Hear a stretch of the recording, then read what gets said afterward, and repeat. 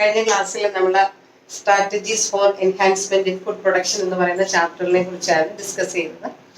ഇതിൽ നമ്മൾ animal breeding, ഏതൊക്കെ ടൈപ്പ് ബ്രീഡിംഗ് ഉണ്ട്, പിന്നെ അതിനു മുമ്പ് ഡിഫറെന്റ് അനിമൽ ഹസ്ബൻഡറിയിൽ വരുന്ന ഡിഫറെന്റ് ബ്രാഞ്ചസിനെ കുറിച്ച് ഡിസ്കസ് ചെയ്തു.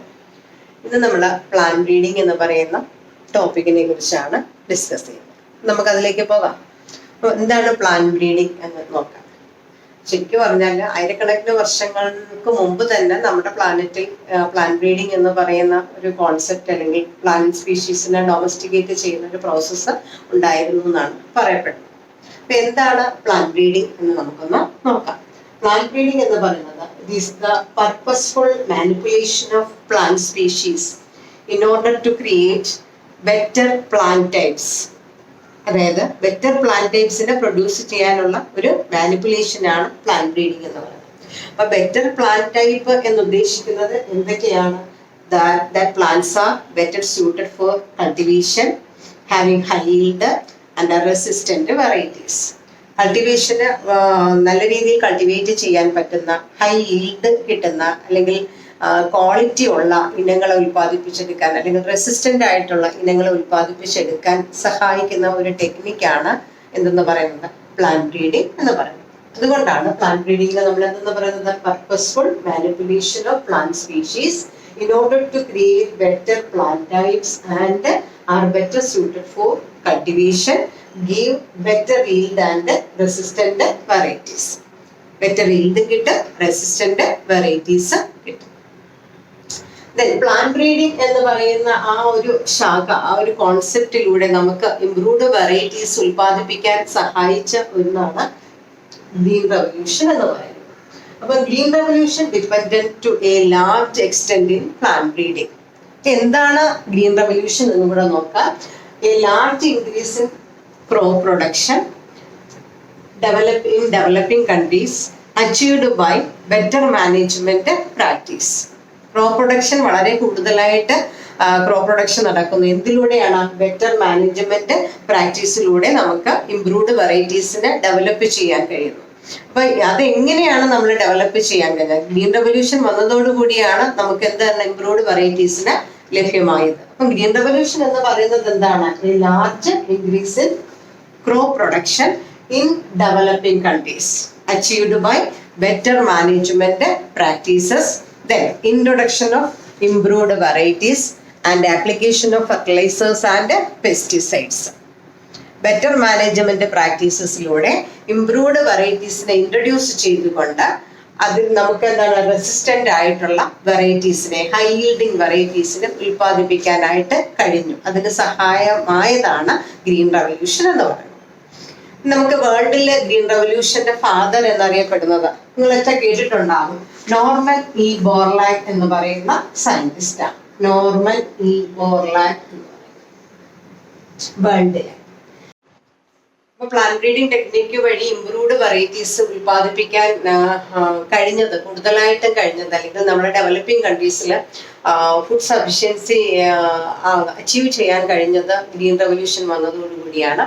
ഇപ്പൊ ഡെവലപ്പിംഗ് കൺട്രീസിൽ എന്താണ് ഇംപ്രൂവ്ഡ് വെറൈറ്റീസ് ഉൽപ്പാദിപ്പിച്ചെടുക്കാൻ ഗ്രീൻ റെവല്യൂഷൻ എങ്ങനെ സാധിച്ചു എന്ന് ചോദിച്ചാൽ, നമ്മുടെ നാട്ടിലേക്ക് ബെറ്റർ ആയിട്ടുള്ള അല്ലെങ്കിൽ ഇംപ്രൂവ്ഡ് ആയിട്ടുള്ള വെറൈറ്റീസ് ഇൻട്രൊഡ്യൂസ് ചെയ്യുകയും അതോടൊപ്പം തന്നെ ആർട്ടിഫിഷ്യൽ ആയിട്ട് നമ്മൾ ഫെർട്ടിലൈസേഴ്സും പെസ്റ്റിസൈഡ്സും ഒക്കെ അപ്ലൈ ചെയ്തു. അപ്പൊ by the application of fertilizers and pesticides and the use of improved varieties better crops are produced in plant breeding. Plant ബ്രീഡിങ്ങിന്റെ ഫലമായിട്ട് അല്ലെങ്കിൽ ഗ്രീൻ റെവല്യൂഷന്റെ പിന്നെ ആവിർഭാവത്തോടു കൂടി നമുക്ക് ഇംപ്രൂവ്ഡ് വെറൈറ്റീസിനെ ഉൽപ്പാദിപ്പിച്ചെടുക്കാനായിട്ട് കഴിയും.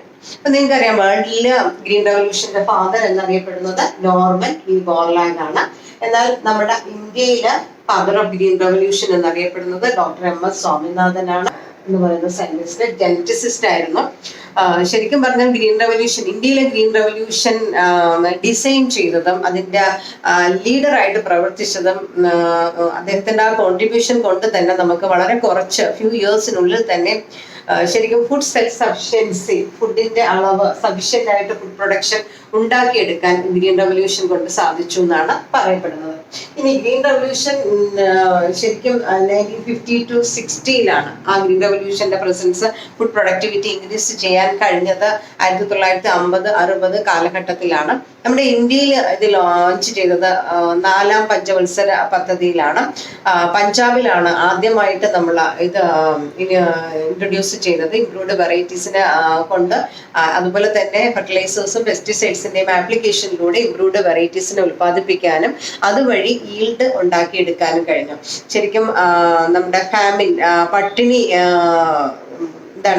ഒരു പരിധിവരെ നല്ലൊരു ശതമാനം കുറയ്ക്കാൻ കഴിഞ്ഞതും ഈ രീതിയിൽ ഇംപ്രൂവ്ഡ് വെറൈറ്റീസിനെ ഉൽപ്പാദിപ്പിച്ചത് കൊണ്ടാണ്. അപ്പൊ ശരിക്കും ഫുഡ് സെൽഫ് സഫിഷ്യൻസി റിക്കവർ ചെയ്യാൻ കഴിഞ്ഞത് ഈ ഗ്രീൻ റവല്യൂഷന്റെ ആവിർഭാവത്തോടു കൂടിയാണ്. അപ്പൊ ഇംപ്രൂവ്ഡ് വെറൈറ്റീസിനെ നമുക്ക് പ്ലാന്റ് ബ്രീഡിങ്ങിലൂടെ ഉൽപ്പാദിപ്പിച്ചെടുക്കാനായിട്ട് കഴിയും.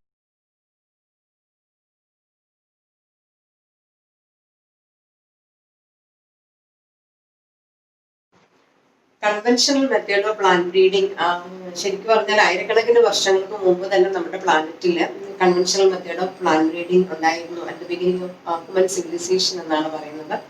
എന്നാൽ റിക്കോർഡിക്കൽ എവിഡൻസ് പറയുന്നു ഏകദേശം 9,000 to 11,000 ഇയേഴ്സിന് മുമ്പ് തൊട്ട് തന്നെ പ്ലാന്റ് ഡൊമസ്റ്റിക്കേഷൻ അല്ലെങ്കിൽ കൾട്ടിവേഷൻ ഉണ്ടായിരുന്നു എന്നാണ് പറയപ്പെടുന്നത്. ഇന്ന് നമ്മൾ ഡൊമസ്റ്റിക്കേറ്റ് ചെയ്യുന്ന ഒട്ടുമിക്ക ക്രോപ്പ് ഇനങ്ങൾ എന്ന് പറയുന്നത് പണ്ട് കാലത്ത് ഡൊമസ്റ്റിക്കേറ്റ് ചെയ്ത വെറൈറ്റീസിൽ നിന്ന് ഉൽപ്പാദിപ്പിച്ച് എടുത്തതാണ്. കൺവെൻഷണൽ മെത്തേഡ് അല്ലെങ്കിൽ classical method of plant breeding എന്ന് നമ്മൾ ഉദ്ദേശിക്കുന്നത് പ്യൂർ ലൈൻസിനെ പ്രൊഡ്യൂസ് ചെയ്യുക, അതായത് നമ്മൾ പ്യൂർ ലൈൻസിന് തമ്മിൽ പരസ്പരം ക്രോസ് ചെയ്ത് സെലക്ഷനിലൂടെ ഇംപ്രൂവ്ഡ് വെറൈറ്റീസിനെ ഉൽപ്പാദിപ്പിക്കുക എന്നുള്ളതാണ്. അപ്പൊ അങ്ങനെയുള്ള ഇംപ്രൂവ്ഡ് വെറൈറ്റീസിന്റെ പ്രത്യേകത എന്താണെന്ന് നേരത്തെ പറഞ്ഞു. ഈൽഡ് കൂടുതലുള്ളതായിരിക്കണം, അല്ലെ? പിന്നെന്താണ്? റെസിസ്റ്റന്റ് ആയിട്ടുള്ള വെറൈറ്റീസ് ആയിരിക്കണം. അതുപോലെ തന്നെ എൻവയോൺമെന്റ് സ്ട്രെസ്സസിനെയൊക്കെ അതിജീവിക്കാൻ കഴിയുന്നവയായിരിക്കണം. അപ്പൊ സ്റ്റെപ്പ് ബൈ സ്റ്റെപ്പ് ആയിട്ട് ക്രോസിങ്ങിലൂടെയും സെലക്ഷനിലൂടെയുമാണ് നമ്മൾ ഇംപ്രൂവ്ഡ് വെറൈറ്റീസിനെ ഉൽപ്പാദിപ്പിച്ചെടുത്തത്. അപ്പൊ പ്ലാന്റ് ബ്രീഡിങ്ങിലൂടെ നമ്മൾ ഇംപ്രൂവ്ഡ് വെറൈറ്റീസിനെ ഉൽപ്പാദിപ്പിക്കുക എന്ന് വെച്ചാൽ that is based on the principles of genetics, അല്ലെ? നമ്മുടെ മെന്റലിയൻ ഇൻഹെറിറ്റൻസ് ഒക്കെ എടുത്തു വെച്ച് നോക്കിയാൽ എങ്ങനെയാണ് ഒരു ജനറേഷൻ ഉണ്ടാകുന്നതെന്ന് നമുക്ക് അറിയാം. അപ്പൊ പ്ലാന്റ് ബ്രീഡിംഗ് എന്ന് പറയുന്നത് purely based on the principles of genetics. അതുകൊണ്ട് തന്നെ ജെനറ്റിക്സ്, മോളിക്കുലാർ ബയോളജി അല്ലെങ്കിൽ ടിഷ്യൂ കൾച്ചർ ഇതിന്റെയൊക്കെ അഡ്വാൻസ്മെന്റ് വന്നതോടുകൂടി മോളിക്കുലാർ ജെനറ്റിക് ടൂൾസ് ഒക്കെ അപ്ലൈ ചെയ്തുകൊണ്ട് പ്ലാന്റ് ബ്രീഡിംഗ് നല്ല രീതിയിൽ ക്യാരി ഔട്ട് ചെയ്യാനായിട്ട് കഴിഞ്ഞു.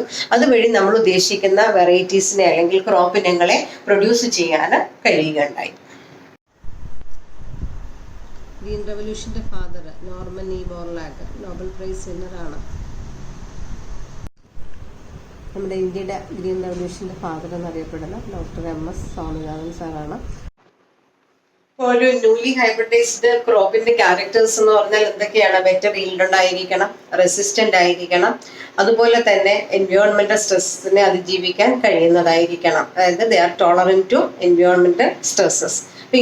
ഈൽഡ് കൂടിയ റെസിസ്റ്റന്റ് ആയിട്ടുള്ള എൻവയോൺമെന്റ് ടോളറന്റ് ആയിട്ടുള്ള ഇംപ്രൂവ്ഡ് വെറൈറ്റീസിനെ നമുക്ക് പ്ലാന്റ് ബ്രീഡിങ്ങിലൂടെ വികസിപ്പിച്ചെടുക്കാം.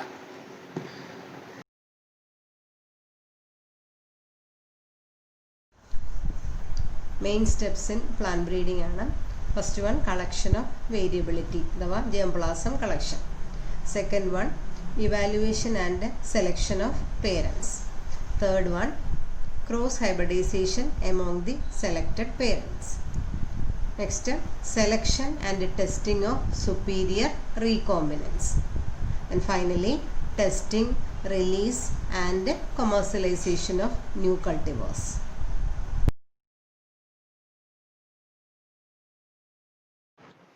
നമുക്ക് പ്ലാന്റ് ബ്രീഡിംഗിൽ ആ ഓരോ സ്റ്റെപ്പിനെ കുറിച്ച് ഡിസ്കസ് ചെയ്യാം. അതിൽ ഫസ്റ്റ് സ്റ്റെപ്പ് എന്ന് പറഞ്ഞാൽ എന്താണ്? കളക്ഷൻ ഓഫ് വേരിയബിലിറ്റി എന്ന് പറയും. അപ്പൊ ശരിക്കും പറഞ്ഞാൽ ജനറ്റിക് വേരിയബിലിറ്റി എന്ന് പറയുന്നത് ഒരു പ്ലാന്റ് ബ്രീഡിംഗ് പ്രോഗ്രാമിന്റെ റൂട്ട് എന്നറിയപ്പെടുന്നത് ജനറ്റിക് വേരിയബിലിറ്റി ആണ്. അപ്പൊ ഒരു പർട്ടിക്കുലർ ക്രോപ്പിനെ നമ്മൾ കൾട്ടിവേറ്റ് ചെയ്യുകയാണ്. ഈ പർട്ടിക്കുലർ ക്രോപ്പിനെ കൾട്ടിവേറ്റ് ചെയ്യുമ്പോൾ ആ ക്രോപ്പിന്റെ വൈൽഡ് വെറൈറ്റീസ് ഉണ്ടാവും. നമ്മുടെ എർത്തിൽ എവിടെയെങ്കിലും ഒക്കെ കാണും വൈൽഡ് വെറൈറ്റീസ് ഉണ്ടാകും, അല്ലെങ്കിൽ അതിന്റെ ഇംപ്രൂവ്ഡ് വെറൈറ്റീസ് ഉണ്ടാകും. അതുപോലെ തന്നെ പലതരത്തിലുള്ള ക്വാളിറ്റീസ് ഉള്ള ആ പർട്ടിക്കുലർ ക്രോപ്പിന്റെ സ്പീഷീസ് പല സ്ഥലങ്ങളിലായിട്ട് കാണപ്പെടുന്നതാണ്. അപ്പൊ നമ്മൾ ഈ ജനറ്റിക് വേരിയബിലിറ്റിയെ കളക്ട് ചെയ്യുന്നത്, അല്ലെങ്കിൽ കളക്ഷൻ ഓഫ് വേരിയബിലിറ്റി കൊണ്ട് നമ്മൾ ഉദ്ദേശിക്കുന്നത് ഇത് ഒരു ക്രോപ്പിന്റെ എന്തൊക്കെ വെറൈറ്റീസ് മാക്സിമം എവിടെ നിന്നെല്ലാം കളക്ട് ചെയ്യാൻ പറ്റുമോ അത്രയും നമ്മൾ കളക്ട് ചെയ്ത് കൊണ്ടുവരികയാണ്, അതിനെ പ്രിസർവ് ചെയ്യുകയാണ് നമ്മൾ ചെയ്യുന്നത്. അങ്ങനെ പ്രിസർവ് ചെയ്യുമ്പോൾ നമ്മൾ ആ കളക്ഷനെ നമുക്ക് എന്താ വിളിക്കാം, ജേംപ്ലാസം കളക്ഷൻ എന്നും പറയാം. അപ്പം ജേംപ്ലാസം കളക്ട് ചെയ്യുന്നതിലൂടെ, അതായത് ഒരു പർട്ടിക്കുലർ ക്രോപ്പിന്റെ പല റിലേറ്റഡ് ആയിട്ടുള്ള പല സ്പീഷീസിനെ നമ്മൾ ശേഖരിക്കുകയാണ് ചെയ്യുന്നത്. അങ്ങനെ ശേഖരിക്കുന്നതിലൂടെ നമുക്ക് എന്താണ് ഉണ്ടാകുന്നത്, ആ പോപ്പുലേഷനിൽ ലഭ്യമായ പ്രകൃതിദത്തമായ എല്ലാ ജീനുകളെയും നമ്മൾ എന്ത് ചെയ്യുന്നു, ഫലപ്രദമായിട്ട് ചൂഷണം ചെയ്യുന്ന ഒരു വ്യവസ്ഥയാണ് നമ്മളിവിടെ ചെയ്യുന്നത്. അതിനെയാണ് നമ്മൾ ശരിക്കും ജേംപ്ലാസം കളക്ഷൻ എന്ന് പറയുന്നത്. അപ്പൊ നമ്മൾ ഈ ജേംപ്ലാസം കളക്ഷൻ എന്നതുകൊണ്ട് ഉദ്ദേശിക്കുന്നത് എന്താണ്, ഒരു പർട്ടിക്കുലർ ക്രോപ്പിന്റെ ഡിഫറെന്റ് വെറൈറ്റീസിനെ കളക്ട് ചെയ്യുക. കാരണം ജനറ്റിക് വേരിയബിലിറ്റി എന്ന് പറയുന്നത് പ്ലാന്റ് ബ്രീഡിങ്ങിന്റെ റൂട്ടാണ് എന്നാണ് അറിയപ്പെടുന്നത്. ശരിക്കും ജേംപ്ലാസം എന്ന് പറയുന്നത് പ്ലാന്റ് ബ്രീഡർക്ക് ഒരു റോ മെറ്റീരിയൽ ആയിട്ട് നമുക്ക് കൺസിഡർ ചെയ്യാം. ഈ റോ മെറ്റീരിയൽ എന്ന് പറയുന്ന ജേംപ്ലാസം ഉപയോഗിച്ചുകൊണ്ട് പ്ലാന്റ് ബ്രീഡർക്ക് എന്ത് ചെയ്യാം, ഇംപ്രൂവ്ഡ് വെറൈറ്റീസിനെ ഉൽപ്പാദിപ്പിച്ചെടുക്കാം. അങ്ങനെ ഒരു ഇംപ്രൂവ്ഡ് വെറൈറ്റീസിനെ ഉൽപ്പാദിപ്പിച്ചെടുക്കുക. നമ്മൾ എന്തൊക്കെയാണ് അത് ആ ജേംപ്ലാസം കളക്ഷൻ കൊണ്ട് ഉദ്ദേശിക്കുന്നതെന്ന് വെച്ചാൽ, ആദ്യം നമ്മൾ അതിനകത്ത് ചെയ്യുന്നത് മാക്സിമം ആ ക്രോപ്പിന്റെ മാക്സിമം വെറൈറ്റീസിനെ അല്ലെങ്കിൽ സ്പീഷീസിനെ നമ്മൾ എന്ത് ചെയ്യുന്നു, കളക്ട് ചെയ്യുന്നു. അതോടൊപ്പം തന്നെ നമ്മൾ പ്രിസർവ് ചെയ്യുകയും ചെയ്യുന്നു. അപ്പൊ ഈ പ്രിസർവ് ചെയ്യുന്ന പ്ലാന്റ് സ്പീഷീസിന്റെ പ്രത്യേകത എന്ന് പറയുന്നത്, അത് നമ്മുടെ വൈൽഡ് നമ്മൾ കൾട്ടിവേറ്റ് ചെയ്യുന്ന ക്രോപ്പിന്റെ വൈൽഡ് വെറൈറ്റീസ് ആകാം, അല്ലെങ്കിൽ മറ്റേതെങ്കിലും ഇംപ്രൂവ്ഡ് ആയിട്ടുള്ള സ്പീഷീസ് വെറൈറ്റീസ് ആകാം, അല്ലെങ്കിൽ അതിന്റെ ഏത് തരത്തിലുള്ള റിലേറ്റഡ് വെറൈറ്റീസിനെ നമ്മൾ എന്ത് ചെയ്യുന്നു, കളക്ട് ചെയ്യുന്നു, അതുപോലെ തന്നെ പ്രിസർവ് ചെയ്യുന്നു. It is a prerequisite for effective exploitation of natural genes available in the population. വിവിധ തരത്തിലുള്ള പർട്ടിക്കുലർ ക്രോപ്പിന്റെ വെറൈറ്റീസിനെ നമ്മൾ എന്ത് ചെയ്യുന്നു, ശേഖരിക്കുന്നതിലൂടെ നമുക്ക് എന്താ ലഭ്യമാകുന്നത്, അതിനകത്തുള്ള ജീനുകളെ നമുക്ക് ഫലപ്രദമായിട്ട് ചൂഷണം ചെയ്യുന്ന ഒരു വ്യവസ്ഥ ക്രിയേറ്റ് ചെയ്യാനായിട്ട് കഴിയുന്നു. അപ്പൊ നമുക്കറിയാം, ഒരു ക്രോപ്പിന് ഇപ്പം ഉദാഹരണത്തിന് ഇപ്പൊ ഒരു ക്രോപ്പ് റെസിസ്റ്റന്റ് ആയിരിക്കും, മറ്റൊരു വെറൈറ്റി നമ്മൾ കളക്ട് ചെയ്യുന്നത് അതിന്റെ ക്വാളിറ്റി പ്രോട്ടീൻ കണ്ടന്റ് കൂടുതലായിരിക്കും, അല്ലെങ്കിൽ മറ്റൊന്ന് എൻവയോൺമെന്റ് ടോളറന്റ് ആയിരിക്കും. അങ്ങനെ പലതരത്തിലുള്ള ക്യാരക്ടേഴ്സ് ആണ് നമ്മൾ പ്ലാന്റ് ബ്രീഡിങ്ങിൽ ഉദ്ദേശിക്കുന്നത്. കമ്പൈൻ ചെയ്യുകയാണ് ഡിസൈറബിൾ ആയിട്ടുള്ള ട്രേറ്റ്സ് അല്ലെങ്കിൽ ഡിസൈറബിൾ ആയിട്ടുള്ള ക്യാരക്ടേഴ്സ് പുതിയ പ്രോജനിയിലേക്ക് കൊണ്ടുവരാൻ ശ്രമിക്കുകയാണ്. അപ്പൊ നമ്മൾ പൊതുവെ പറയുന്ന ടേം ആണ് ജേംപ്ലാസം എന്ന് പറയുന്നത്. അപ്പൊ ജേംപ്ലാസം എന്ന് പറയുന്നത് എന്താണ് എന്ന് ചോദിച്ചാൽ, entire collection of all diverse alleles for all genes in a given crop. Entire collection, നമ്മൾ കളക്ട് ചെയ്യുന്ന ആ കംപ്ലീറ്റ് പ്ലാന്റ്സിലെ ആ കംപ്ലീറ്റ് ക്രോപ്സിന്റെയും അലീൽസ് അല്ലെങ്കിൽ ജീൻസിന്റെ കളക്ഷൻ ആണ് നമ്മൾ അവിടെ ആക്ച്വലി ജേംപ്ലാസം കളക്ഷൻ എന്ന് പറയുന്നത്.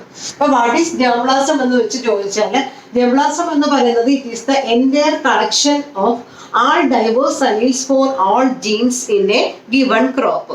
ഒരു ക്രോപ്പിന്റെ നമ്മൾ കൾട്ടിവേറ്റ് ചെയ്യുമ്പോൾ അതിന്റെ വെറൈറ്റീസിന്റെ മൊത്തത്തിൽ കളക്ട് ചെയ്ത് നമ്മൾ പ്രിസർവ് ചെയ്യുന്നു വെച്ചാൽ നമ്മൾ അതിനെ പ്ലാന്റ് ചെയ്ത് ഗ്രോ ചെയ്യുകയാണ് ചെയ്യുന്നത്. ആ കംപ്ലീറ്റ് ക്രോപ്സിനകത്തുള്ള ടോട്ടൽ എമൗണ്ട് ഓഫ് ജീൻസിനെയാണ് നമ്മളിവിടെ എന്താ പറയുന്നത്, ജേംപ്ലാസം എന്ന് പറയുന്നത്. Germplasm collection. അപ്പൊ സംശയം വരെ എന്താ ഈ ജേംപ്ലാസം കളക്ട് ചെയ്യുന്നു എന്ന് വെച്ചാൽ എന്താണ്, അല്ലെ? അപ്പൊ ഞാൻ പറഞ്ഞു, ആ ക്രോപ്സിന്റെ നമ്മൾ പ്രിസർവ് ചെയ്തിരിക്കുന്ന ക്രോപ്സിന്റെ മുഴുവൻ ജീൻസ് അല്ലെങ്കിൽ അലീൽസ് ഫോർ ഓൾ ജീൻസ് ആണ് ജേംപ്ലാസം എന്ന് പറയുന്നത്. അപ്പൊ ജേംപ്ലാസം എന്തായിരിക്കും എന്ന് ചോദിച്ചാൽ, ഒന്നുകിൽ അതൊരു സീഡായിരിക്കാം, അല്ലെങ്കിൽ മറ്റേതെങ്കിലും ഒരു പ്രപ്പഗ്യൂൾ ആയിരിക്കാം. ഒരു പക്ഷെ അതൊരു ലീഫ് ആകാം, അല്ലെങ്കിൽ സ്റ്റെം ആകാം, അല്ലെങ്കിൽ റൂട്ടിന്റെ പാർട്ട് ആകാം, അല്ലെങ്കിൽ group of cells which develops into a whole plant. ഒരു ഹോൾ പ്ലാന്റിനെ ഉൽപ്പാദിപ്പിച്ചെടുക്കാൻ കപ്പാസിറ്റി ഉള്ള ഒരു ഗ്രൂപ്പ് സെൽസ് ആകാം. എന്ത് തന്നെയാണെങ്കിലും പ്രൊപ്പഗേറ്റ് ചെയ്തൊരു കംപ്ലീറ്റ് പ്ലാന്റ് ആക്കാൻ പറ്റുന്ന എന്തിനെ നമുക്ക് എന്തെന്ന് വിളിക്കാം, ഇവിടെ ജേംപ്ലാസം എന്ന് പറയും. അപ്പൊ നമ്മളിവിടെ കളക്ഷൻ ഓഫ് വേരിയബിലിറ്റിയിലൂടെ നമ്മൾ എന്താണ് ചെയ്യുന്നത്, ജേംപ്ലാസം കളക്ഷൻ ആണ്. അല്ലെങ്കിൽ നമ്മൾ കൾട്ടിവേറ്റ് ചെയ്യുന്ന ക്രോപ്പിന്റെ കംപ്ലീറ്റ് വെറൈറ്റീസിനെ നമ്മൾ എന്ത് ചെയ്യുന്നു, കളക്ട് ചെയ്ത് പ്രിസർവേഷന് വിധേയമാക്കുന്നു. അതായത് നമ്മൾ ഉദ്ദേശിക്കുന്ന നമ്മുടെ ഇൻസ്റ്റിറ്റ്യൂഷനിൽ അല്ലെങ്കിൽ നമ്മുടെ ഫാമിൽ നമ്മൾ അതിനെ കൾട്ടിവേറ്റ് ചെയ്ത് നിലനിർത്തുകയാണ് ചെയ്യുന്നത്.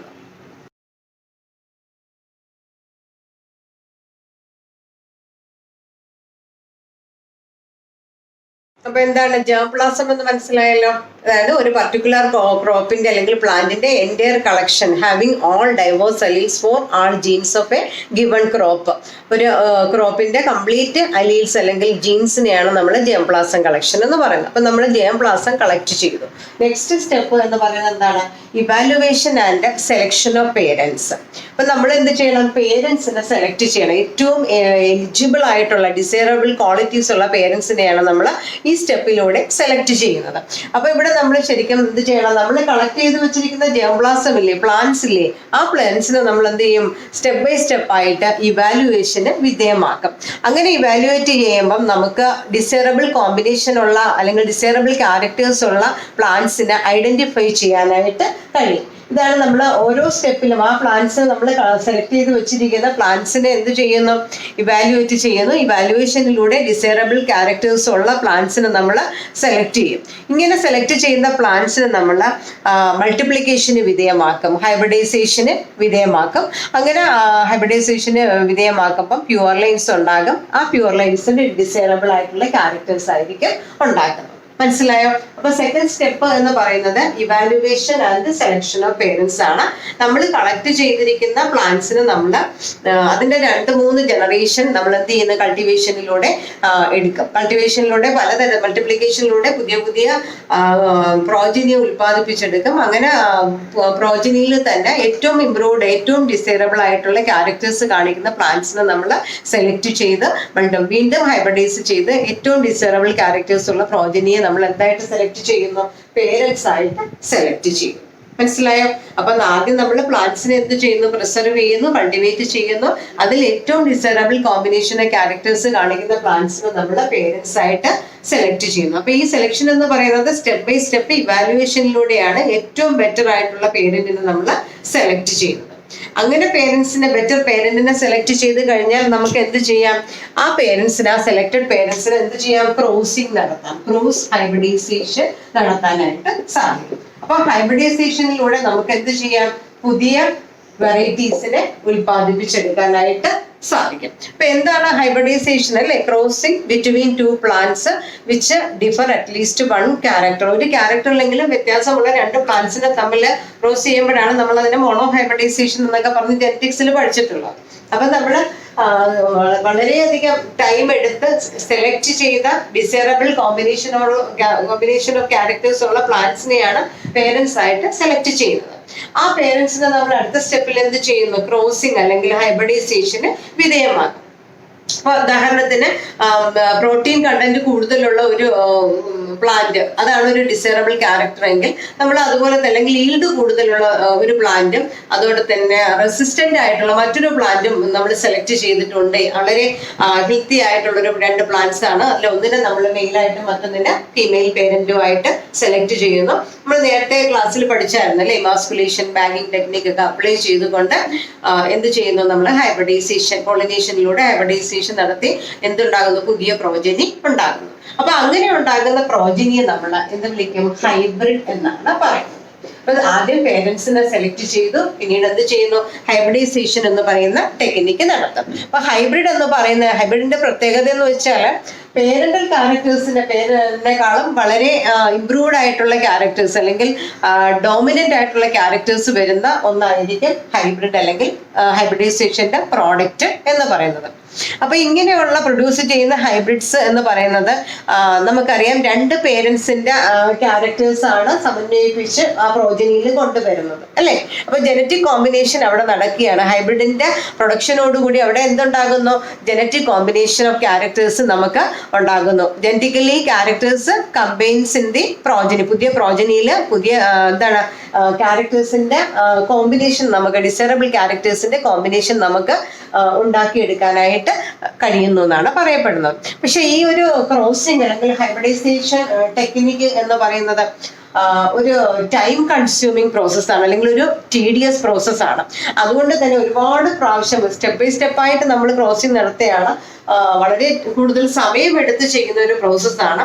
അപ്പൊ അപ്പോഴും അങ്ങനെയൊക്കെ ആണെങ്കിലും ചിലപ്പോൾ 100ഓളം ക്രോസിംഗ് നടത്തുമ്പോഴായിരിക്കും ഒരു പ്രോജനിയിൽ നമ്മൾ ഉദ്ദേശിക്കുന്ന ഹൈബ്രിഡിന് നമുക്ക് ലഭ്യമാകുന്നത്. ചിലപ്പോൾ 1000 പ്രാവശ്യമെങ്കിലും നമ്മൾ ക്രോസ് ചെയ്യുമ്പോഴായിരിക്കും നമ്മൾ ഉദ്ദേശിക്കുന്ന ഒരു ഹൈബ്രിഡ് വെറൈറ്റി നമുക്ക് ഉൽപ്പാദിപ്പിച്ചെടുക്കാൻ കഴിയുന്നത്. അതുകൊണ്ടാണ് നമ്മൾ ഇതിനെ ഒരു ടൈം കൺസ്യൂമിങ് പ്രോസസ്, വളരെ സമയം നീണ്ടു നിൽക്കുന്ന ഒരു എക്സ്പെരിമെന്റ് ആണ് ഹൈബ്രിഡൈസേഷൻ ടെക്നിക്ക് എന്ന് പറയുന്നത്. ക്ലിയർ ആയോ?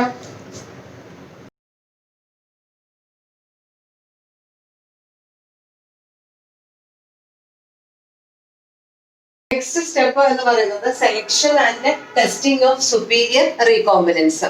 അപ്പൊ ആദ്യം നമ്മൾ പറഞ്ഞ എന്താണ്, വളരെ ഏബിൾ ആയിട്ടുള്ള ഡിസൈറബിൾ ക്യാരക്ടേഴ്സ് ഉള്ള പ്ലാന്റ്സിനെ നമ്മൾ എന്തായിട്ട് സെലക്ട് ചെയ്യുന്നു, പേരൻസ് ആയിട്ട് സെലക്ട് ചെയ്യുന്നു, പിന്നെ അവയെ തമ്മിൽ ക്രോസ് ചെയ്യുന്നു, ഹൈബ്രിഡൈസേഷൻ നടത്തി ഹൈബ്രിഡിനെ ഉൽപ്പാദിപ്പിച്ചെടുക്കുന്നു.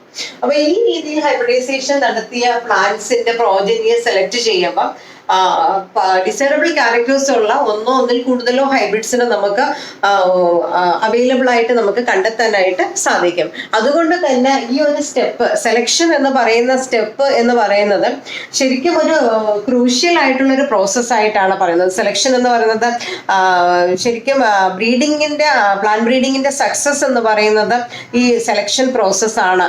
എന്നാൽ വളരെ ക്രൂഷ്യൽ ആയിട്ടുള്ള ഒരു പ്രോസസ്സുമാണ് സെലക്ഷൻ എന്ന് പറയുന്നത്. അതുകൊണ്ട് തന്നെ വളരെ കെയർഫുൾ ആയിട്ട് വേണം നമ്മൾ എന്ത് ചെയ്യാൻ, ഇവാലുവേഷനിലൂടെ സുപ്പീരിയർ ആയിട്ടുള്ള റീകോമ്പിനൻസ് എന്ന് പറയുന്നത് ആ ഹൈബ്രിഡ് അഥവാ പ്രോജനി എന്ന് പറയുന്നത് പേരൻസിനേക്കാളും എന്തുകൊണ്ട് സുപ്പീരിയർ ആയിട്ടുള്ള ക്യാരക്ടേഴ്സ് പ്രൊഡ്യൂസ് ചെയ്യുന്നവയായിരിക്കണം. അപ്പം റീകോമ്പിനന്റ് ആണ് അതിന് നമ്മൾ പറയുന്നത്. പേരന്റൽ ക്യാരക്ടേഴ്സ് കമ്പൈൻ ചെയ്ത് എന്നാൽ പേരൻസിനേക്കാളും ഡോമിനേറ്റ് ചെയ്യുന്ന ക്യാരക്ടേഴ്സ് വരുന്നതാണ് പ്രോജനി എന്ന് പറയുന്നത്. അതുകൊണ്ട് നമ്മൾ അതിനെ എന്ത് വിളിക്കുന്നു, സുപ്പീരിയർ റീകോമ്പിനൻസ് എന്ന് പറയും. അപ്പൊ ഏറ്റവും ഏബിൾ ആയിട്ടുള്ള പ്ലാന്റ് സ്പീഷീസ് ഏതാണെന്ന് വളരെ കെയർഫുൾ ആയിട്ട് ചെക്കിങ്ങിലൂടെ നമ്മൾ എന്ത് ചെയ്യുന്നു, ഇവാലുവേഷനിലൂടെ നമ്മൾ സുപ്പീരിയർ ആയിട്ടുള്ള പ്രോജനിയെ നമ്മൾ സെലക്ട് ചെയ്യുന്നു. തുടർന്ന് നമ്മൾ എന്തോ ചെയ്യണം, സെൽഫ് പോളിനേഷൻ നടത്തണം, അല്ലെ? ഏറ്റവും ഡിസൈറബിൾ ആയിട്ടുള്ള ക്യാരക്ടേഴ്സ് ഉള്ള പ്ലാന്റ്സിനെ കളക്ട് ചെയ്യുമ്പോൾ നമ്മൾ പഠിച്ചിട്ടുണ്ട് അതിനകത്ത് എന്തും വരാം, റിസസീവ് ആയിട്ടുള്ള ക്യാരക്ടേഴ്സ് വരാം. അപ്പൊ ഈ പ്ലാന്റ്സിനെ നമ്മൾ പല സ്റ്റെപ്പിലൂടെ എന്ത് ചെയ്യുന്നു, സെൽഫ് പോളിനേഷന് വിധേയമാക്കി അണ്ടിൽ ഹോമോസൈഗോസിറ്റി റീച്ച് ചെയ്യുന്ന ഡിസൈറബിൾ ക്യാരക്ടേഴ്സ് ഉള്ള ഹോമോസൈഗോസിറ്റി എന്ന് പറയുന്ന കണ്ടീഷനിലേക്ക് എത്തുന്നത് വരെ സെൽഫ് പോളിനേഷൻ നടത്തിയിട്ട് അതിൽ ഏറ്റവും നല്ല ക്യാരക്ടേഴ്സ്, ഏറ്റവും സുപ്പീരിയർ ആയിട്ടുള്ള റീകോമ്പിനൻസിനെ നമ്മൾ സെലക്ട് ചെയ്യുന്ന സ്റ്റെപ്പിനെയാണ് selection and testing of superior recombinants എന്ന് പറയുന്നത്.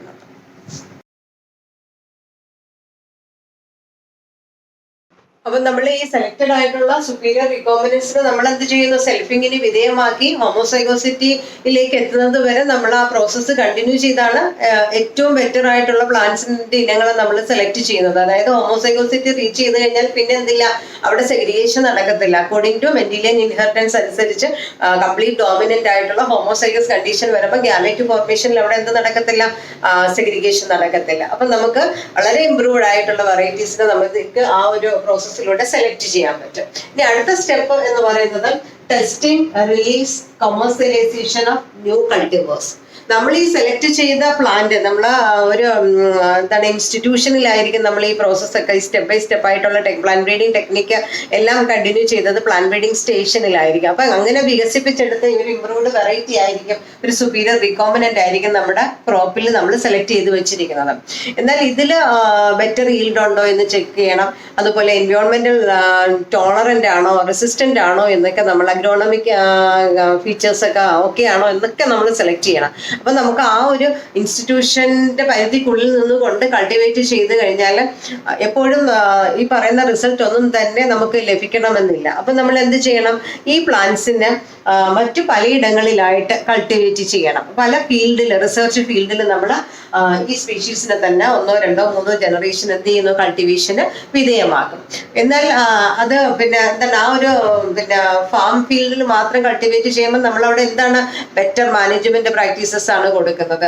പ്രോപ്പർ ഇറിഗേഷനും ആപ്ലിക്കേഷൻ ഓഫ് ഫെർട്ടിലൈസേഴ്സും പെസ്റ്റിസൈഡ്സും ഒക്കെ അപ്ലൈ ചെയ്തുകൊണ്ട് എല്ലാ തരത്തിലുള്ള കെയറും കൊടുത്തുകൊണ്ടാണ് ആ പ്ലാന്റ്സിനെ നമ്മൾ കൾട്ടിവേറ്റ് ചെയ്യുന്നത്. അപ്പോൾ അടുത്ത ജനറേഷനിലൊക്കെ ഇതേ ക്യാരക്ടേഴ്സ് ഉണ്ടാകും. അത് ശരിക്കും പറഞ്ഞാൽ പബ്ലിക്കിന് സീഡ്സ് വിട്ട് കൊടുക്കുന്നതിന് മുമ്പ് നമ്മൾ സെലക്ട് ചെയ്ത ഫാമേഴ്സിന്റെ ഫീൽഡിലും കൂടെ എന്ത് ചെയ്യണം, കൾട്ടിവേറ്റ് ചെയ്യണം. അതായത് രാജ്യത്തിന്റെ വിവിധ ഭാഗങ്ങളിൽ കൾട്ടിവേറ്റ് ചെയ്യുമ്പം ആ ഏരിയയിലെല്ലാം എന്താണ് എൻവയോൺമെന്റ് അല്ലെങ്കിൽ ക്ലൈമാറ്റിക് കണ്ടീഷൻ ഒരുപോലെ ആയിരിക്കത്തില്ല. അപ്പൊ അതിന് ടോളറന്റ് ആയിട്ടുള്ള പ്ലാന്റ് സ്പീഷീസ് ആണോ എന്ന് നമ്മൾ ചെക്ക് ചെയ്യുന്നു.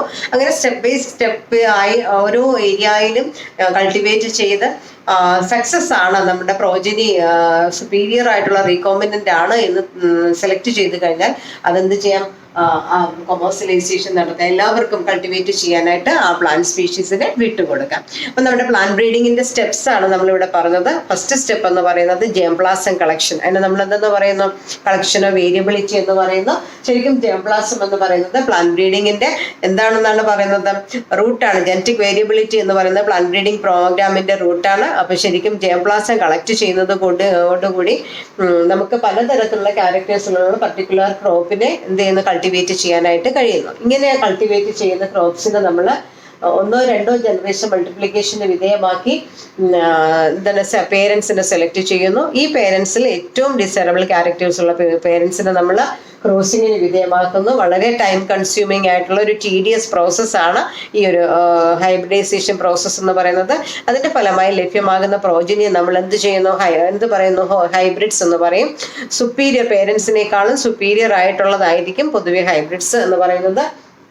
തുടർന്ന് നമ്മൾ ഈ ഹൈബ്രിഡ്സിനെ നമ്മൾ എന്ത് ചെയ്യുന്നു, ഹോമോസൈഗോസിറ്റി റിലീസ് ചെയ്യുന്നത് വരെ നമ്മൾ എന്ത് ചെയ്യുന്നു, കൾട്ടിവേറ്റ് ചെയ്യുന്നു. അതിൽ ഏറ്റവും സുപ്പീരിയർ വൺ ആയിട്ടുള്ളതിനെ നമ്മൾ സെലക്ട് ചെയ്യുന്നു. തുടർന്ന് നമ്മളത് ഫീൽഡ് സ്റ്റേഷനിൽ മറ്റ് സെലക്റ്റഡ് ഫാമേഴ്സിന്റെ ഫീൽഡിലും കൾട്ടിവേറ്റ് ചെയ്ത് നമ്മൾ ഉദ്ദേശിക്കുന്ന എന്താണ് ഇംപ്രൂവ്ഡ് വെറൈറ്റീസ്, നമ്മൾ ഉദ്ദേശിക്കുന്ന ഈൽഡും റെസിസ്റ്റന്റ് കപ്പാസിറ്റിയും അതുപോലെ എൻവയോൺമെന്റ് ടോളറന്റുമായിട്ടുള്ള ക്രോപ്പ് തന്നെയാണോ നമുക്ക് കിട്ടിയിരിക്കുന്നത്, സുപ്പീരിയർ റീകോമ്പിനൻസ് ആണോ എന്ന് സെലക്ട് ചെയ്തതിനു ശേഷം അതെന്ത് ചെയ്യുന്നു, കൾട്ടിവേഷന് വേണ്ടിയിട്ട് ഇവാലുവേഷൻ പ്രോപ്പറായി കൾട്ടിവേഷന് വേണ്ടിയിട്ട് നമ്മൾ എന്ത് ചെയ്യുന്നു, എല്ലാവർക്കുമായിട്ട് കൊടുക്കുന്നു. അപ്പൊ ഈ മെറ്റീരിയൽ എന്ന് പറയുന്നത് ഈ രീതിയിൽ നമ്മൾ കൾട്ടിവേഷൻ നടത്തി കഴിഞ്ഞാൽ നമുക്ക് എന്ത് ചെയ്യാം, ഫർദർ കൾട്ടിവേഷനായിട്ട് അതിനെ വിട്ടുകൊടുക്കാനായിട്ട് സാധിക്കും. മനസ്സിലായോ? നമുക്കറിയാം ഇന്ത്യ എന്ന് പറയുന്നത് ഒരു അഗ്രികൾച്ചറൽ കൺട്രിയാണ് അല്ലേ. അപ്പൊ നമ്മുടെ GDP-യുടെ 33% എന്ന് പറയുന്നത് കാർഷിക മേഖലയിലാണ്. അതുപോലെ തന്നെ നമ്മുടെ ജനങ്ങളെ എടുത്തു വെച്ച് നോക്കിയാൽ 62% പേരും ഈ അഗ്രികൾച്ചറൽ കൃഷിയുമായി ബന്ധപ്പെട്ട തൊഴിലുകളിൽ ഇൻവോൾവ് ചെയ്തിരിക്കുകയാണ്.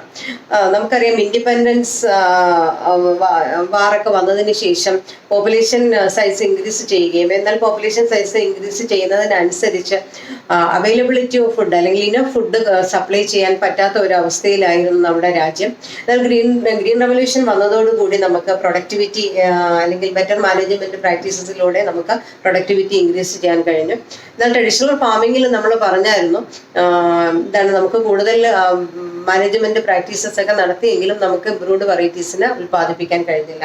അപ്പം ഗ്രീൻ റവല്യൂഷൻ വന്നതോടുകൂടി നമുക്ക് ഇംപ്രൂവ്ഡ് വെറൈറ്റീസിനെ ഉൽപ്പാദിപ്പിക്കാൻ കഴിഞ്ഞു. എങ്ങനെയാണ് എന്ന് ചോദിച്ചാൽ നമ്മൾ ഇംപ്രൂവ്ഡ് വെറൈറ്റീസിനെ നമ്മൾ ഇൻട്രൊഡ്യൂസ് ചെയ്യുകയും അതോടൊപ്പം തന്നെ പെസ്റ്റിസൈഡ്സും ഫെർട്ടിലൈസേഴ്സും നമ്മൾ അപ്ലൈ ചെയ്യുകയും അതിന്റെ റിസൾട്ട് ആയിട്ട് നമുക്ക് പ്രൊഡക്ടിവിറ്റി ഇൻക്രീസ് ചെയ്യാനും കഴിഞ്ഞു എന്നാണ് പറയപ്പെടുന്നത്. അതിൽ തന്നെ നമ്മൾ പറയുന്നുണ്ട് 11 മില്യൺ ടൺസ് മാത്രമായിരുന്ന വീറ്റിന്റെ അളവ് 1960 മുതൽ 2000 വരെയുള്ള കാലഘട്ടം എടുത്തു വെച്ച് നോക്കിക്കഴിഞ്ഞാൽ 75 മില്യൺ ടൺസിലേക്ക് വീറ്റിന്റെ പ്രൊഡക്ടിവിറ്റി റൈസ് ചെയ്യുന്നു. വെറും 11 മില്യൺ ടൺസ് മാത്രമായിരുന്ന വീറ്റിന്റെ പ്രൊഡക്ഷൻ 1960 മുതൽ 2000 വരെയുള്ള കാലഘട്ടം എടുത്തു വെച്ച് നോക്കിയപ്പോൾ 75 മില്യൺ ടൺസിലേക്ക് കുതിച്ചുയർന്നു എന്നാണ് പറയപ്പെടുന്നത്. അതുപോലൊപ്പം തന്നെ റൈസിന്റെ പ്രൊഡക്ഷൻ 35 മില്യൺ ടൺസ് ആയിരുന്ന റൈസിന്റെ പ്രൊഡക്ഷൻ 89.5 മില്യൺ ടൺസിലേക്ക് വർദ്ധിച്ചു. അപ്പൊ ഇതിന്റെ ഒരു കാരണം എന്ന് പറയുന്നത് നമ്മൾ ഇംപ്രൂവ്ഡ് ആയിട്ടുള്ള സെമി ഡാർഫ് വെറൈറ്റീസിന് നമ്മുടെ രാജ്യത്ത് ഇൻട്രൊഡ്യൂസ് ചെയ്തു എന്നാണ് പറയുന്നത്.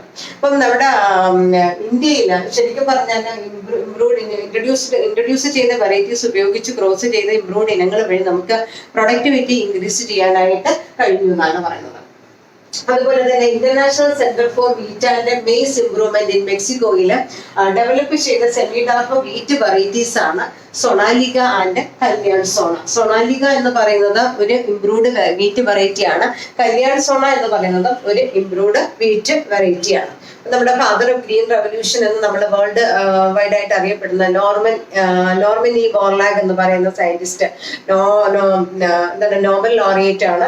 അദ്ദേഹത്തിന്റെ International Centre for Wheat and Maize ഇംപ്രൂവ്മെന്റിൽ ഡെവലപ്പ് ചെയ്തെടുത്ത, മെക്സിക്കോയിലാണ് ഡെവലപ്പ് ചെയ്തെടുത്ത ഇംപ്രൂവ്ഡ് വീറ്റ് വെറൈറ്റിയാണ് സൊണാലികയും അതുപോലെ തന്നെ കല്യാൺ സോണായും. 1963 ഈ ഒരു ഡെവലപ്മെന്റ് ഉണ്ടായത്. തുടർന്ന് നമ്മുടെ ഇന്ത്യയിലെ വീറ്റ് ഗ്രോവിംഗ് ബെൽറ്റിലെല്ലാം തന്നെ വീറ്റ് എവിടെയെല്ലാം കൾട്ടിവേറ്റ് ചെയ്യുന്നു അവിടെയെല്ലാം ഇങ്ങനെയുള്ള ഇംപ്രൂവ്ഡ് വെറൈറ്റീസിന് നമുക്ക് കൾട്ടിവേറ്റ് ചെയ്യാനും പ്രൊഡക്ടിവിറ്റി ഇൻക്രീസ് ചെയ്യാനും കഴിഞ്ഞു. അതുപോലെ റൈസിന്റെ കൾട്ടിവേഷൻ എടുക്കുകയാണെങ്കിൽ ഇന്റർനാഷണൽ റൈസ് റിസർച്ച് ഇൻസ്റ്റിറ്റ്യൂട്ട് ഫിലിപ്പൈൻസിൽ ഡിറൈവ് ചെയ്ത സെമി ഡാർഫ് വെറൈറ്റിയാണ് IR8 എന്ന് പറയുന്നത്. അതുപോലെ തൈവാനിൽ ഡെവലപ്പ് ചെയ്ത മറ്റൊരു സെമി ഡാർഫ് വെറൈറ്റിയാണ് തായ്ചങ് നേറ്റീവ് 1 എന്ന് പറയും. ഈ രണ്ട് വെറൈറ്റിയും IR8 അതുപോലെ തന്നെ തായ്ചങ് നേറ്റീവ് 1 എന്ന് പറയുന്ന രണ്ട് സെമി ഡാർഫ് വെറൈറ്റീസ് ഉപയോഗിച്ചുകൊണ്ട് നമ്മൾ ഇംപ്രൂവ്ഡ് വെറൈറ്റീസിനെ ഇന്ത്യയിൽ ഉൽപ്പാദിപ്പിച്ചെടുത്തു. ഇത് ഉൽപ്പാദിപ്പിച്ചെടുത്ത ഇംപ്രൂവ്ഡ് വെറൈറ്റീസിൽ പ്രധാനപ്പെട്ട വെറൈറ്റീസ് ആണ് ജയ, രത്ന തുടങ്ങിയ ഇംപ്രൂവ്ഡ് വെറൈറ്റീസ്. 1966 നമ്മളിത് ഇംപ്രൂവ്ഡ് വെറൈറ്റീസിനെ ഇൻട്രൊഡ്യൂസ് ചെയ്തത്. അപ്പൊ ഈ രീതിയിൽ നമുക്ക് പ്രൊഡക്ടിവിറ്റി ഇൻക്രീസ് ചെയ്യാനായിട്ട് ഇംപ്രൂവ്ഡ് വെറൈറ്റീസിന്റെ ഇൻട്രൊഡക്ഷനും കൾട്ടിവേഷനും കൊണ്ട് കഴിഞ്ഞു എന്നാണ് എന്താണ് നമുക്ക് റിക്കോർഡിക്കൽ എവിഡൻസ് വഴി നമുക്ക് എല്ലാ കാര്യങ്ങളും തെളിയിക്കപ്പെട്ടിട്ടുള്ളതാണ്. അപ്പൊ നമുക്ക് പ്രൊഡക്ടിവിറ്റി ഇൻക്രീസ് ചെയ്യാൻ ഗ്രീൻ റെവല്യൂഷൻ വളരെയധികം സഹായിച്ചു എന്നാണ് പറയപ്പെടുന്നത്. അതുപോലെ തന്നെ ഷുഗർ കെയിൻ വെറൈറ്റീസ്, സക്കാറം ബാർബറി എന്ന് പറയുന്ന ഷുഗർ കെയിന്റെ വെറൈറ്റി നോർത്ത് ഇന്ത്യയിൽ ഗ്രോ ചെയ്യുന്ന ഒരു വെറൈറ്റിയാണ്. അത് ഡിസീസ് റെസിസ്റ്റന്റ് ആയിട്ടുള്ള ഒരു വെറൈറ്റിയാണ്. എന്നാൽ നമ്മുടെ സൗത്ത് ഇന്ത്യയിൽ വ്യാപകമായിട്ട് കൃഷി ചെയ്യുന്ന ഷുഗർ കെയിന്റെ വെറൈറ്റി എന്ന് പറയുന്നത് സക്കാറം ഒഫിസിനാരം എന്ന് പറയുന്ന വെറൈറ്റിയാണ്. പൊതുവെ ഷുഗർ കണ്ടന്റ് കൂടുതലാണ്, ഈൽഡ് കൂടുതൽ പ്രൊഡ്യൂസ് ചെയ്യുന്ന പ്ലാന്റ് ആണ്. ഈ രണ്ട് പ്ലാന്റ്സിനും തമ്മിൽ ക്രോസ് ചെയ്തപ്പോൾ നമുക്ക് ഈ രണ്ട് ക്യാരക്ടേഴ്സും പുതിയ വെറൈറ്റീസ് ഉണ്ടാക്കിയെടുക്കാനായിട്ട് കഴിഞ്ഞു. അതായത് റെസിസ്റ്റന്റ് ആണ്, ഷോർട്ട് ആൻഡ് തിക് സ്റ്റെം ആണ്, അതുപോലെ ഷുഗർ കണ്ടന്റ് വളരെ കൂടിയ, ഈൽഡ് കൂടിയ ഇനങ്ങളെ ഉൽപ്പാദിപ്പിക്കാനായിട്ട് നമുക്ക് ഈ ഒരു പ്രോസസ്സിലൂടെ കഴിഞ്ഞു. അതുപോലെ മില്ലറ്റ്സ് വിഭാഗത്തിൽപ്പെട്ട, അതായത് ജോവാർ, ബജ്റ, മെയ്സ് തുടങ്ങിയ ആ പ്ലാന്റ്സ് നേരിടുന്ന മെയിൻ പ്രോബ്ലം എന്ന് പറയുന്നത് വാട്ടർ സ്ട്രെസ് കണ്ടീഷൻ അതിജീവിക്കാൻ കഴിഞ്ഞില്ല. എന്നാൽ നമ്മുടെ പ്ലാന്റ് ബ്രീഡിംഗ് ടെക്നിക്ക് അപ്ലൈ ചെയ്തതിലൂടെ അല്ലെങ്കിൽ ഇൻട്രൊഡ്യൂസ്ഡ് വെറൈറ്റീസും ആയിട്ടുള്ള ക്രോസിംഗിലൂടെ റെസിസ്റ്റന്റ് ആയി, വാട്ടർ സ്ട്രെസ് റെസിസ്റ്റന്റ് ആയിട്ടുള്ള മില്ലറ്റ്സിനെ, അതായത് മെയ്സ്, ജോവാർ, ബജ്റ തുടങ്ങിയ ഇനങ്ങളെ ഉൽപ്പാദിപ്പിച്ചെടുക്കാനും കഴിഞ്ഞു.